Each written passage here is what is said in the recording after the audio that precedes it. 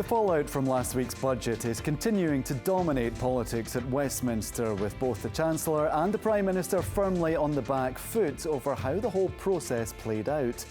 The Conservative leader Kemi Badenoch is continuing to claim that Rachel Reeves lied to the country over the state of the public finances.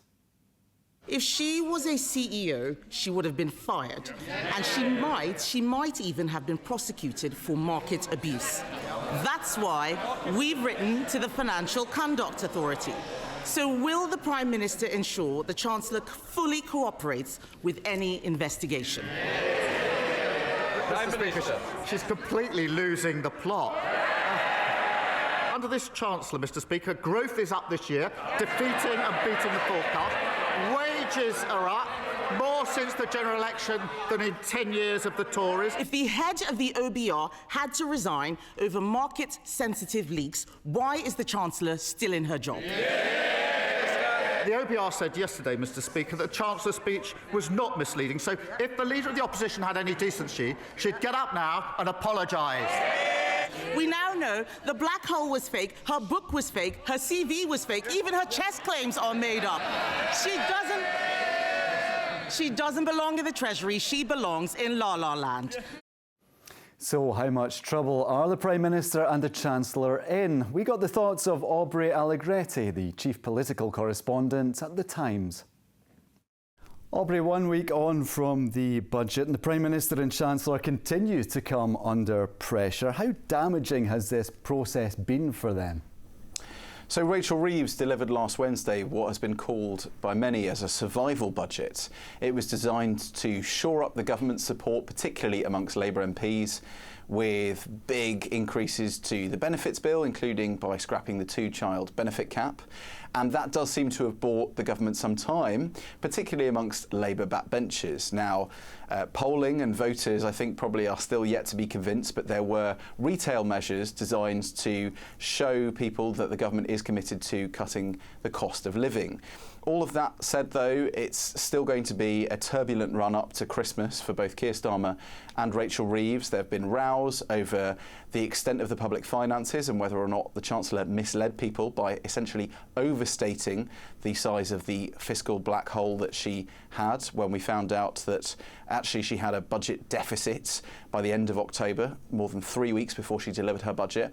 There's a row in England about business rates, which are obviously a devolved matter, and the government has suffered a rebellion from a Labour MP who has lost the whip for voting against the government's plans for inheritance tax on farmers, with dozens more who have supported that position by abstaining on it. So I think that would all suggest that actually, whilst the budget overall has been well received by Labour MPs, there is still a very rocky few weeks ahead for the government to be able to sell this to the country.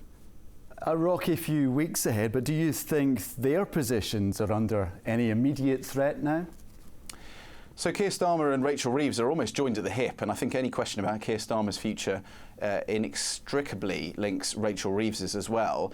It's certainly clear that amongst Labour MPs there have been increasingly fraught discussions about whether or not this pair should continue to lead the country and are good enough stewards of the Labour Party to support Scottish Labour in its mission to oust the SNP from power next May. And particularly amongst Scottish MPs, that concern has been particularly fervent, given there was one poll that put Nigel Farage's party ahead of Labour in the Holyrood elections for next year.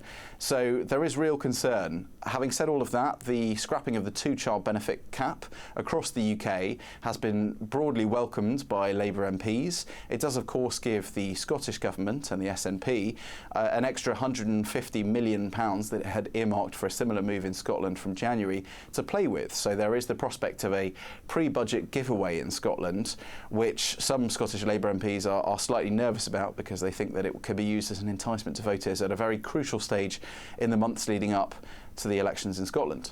Yeah, and both the Prime Minister and Chancellor are in Scotland tomorrow. Do you think they still have work to do then to win over some Labour MPs?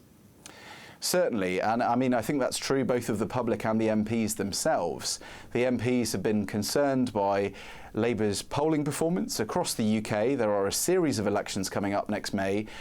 Those include the local elections in England, in some councils, in Wales, where the party faces the prospect of being effectively not the largest party for the first time in a century, and Scotland, where Labour should be, under Anas Sarwar, expecting to head for victory based on what they had assumed would be the inheritance of a really large majority at Westminster last year, and the sort of expectation of a maintained trajectory into May 2026. But certainly some Scottish Labour MPs are yet to be convinced.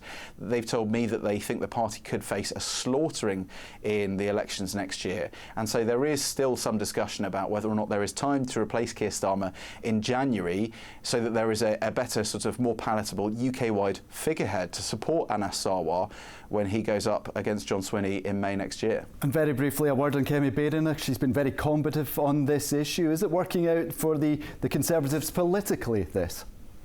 Kemi Badenoch's really found her stride in the last couple of weeks, not just because she had a party conference speech which was quite policy heavy and landed well amongst her MPs, but you can see it in her performance at Prime Minister's questions. Again, that was visible through her talking to Rachel Reeves and accusing her of being in La La Land. The Conservative leader seems much more able to think on her feet. She's got MPs' support behind her, and she's not afraid to face down critics in her own party anymore, which I think have been really holding her back over the last few weeks. OK, Aubrey, thanks very much for joining us on Scotland Tonight.